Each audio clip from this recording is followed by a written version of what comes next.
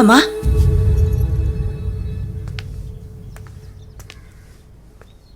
ఏంటమ్మా నాన్నకింత చిన్న దెబ్బ తగిలితేనే తట్టుకోలేను నువ్వు ఆయన్ని వదిలి దూరంగా ఎలా ఉండాలనుకుంటున్నావు?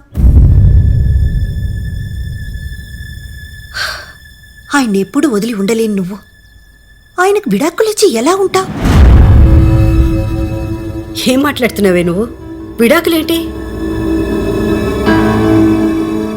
ఆయనకి నేను దూరం కావడం ఏంటి? బంగారాజు, పిల్లలు ఎందుకు ఇక్కడ? లోపలికి తీసుకెళ్ళి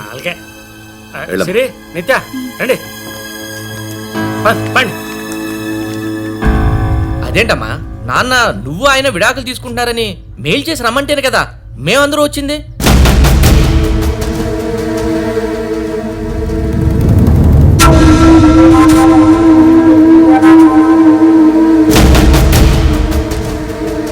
నాన్న, అమ్మకి విడాకుల విషయం తెలుసా?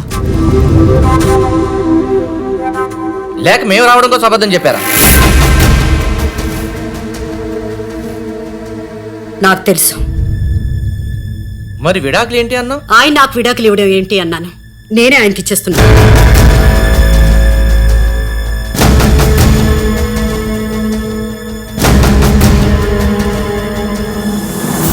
అంతే కదండి? అంతేగా. దెబ్బ తగిలినందుకు బాధ అంటావా?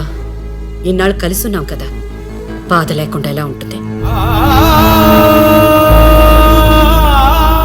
పండగెళ్ళాక మీలో నన్ను ఎవరు తీసుకెళ్తారో ఆలోచించుకోండి.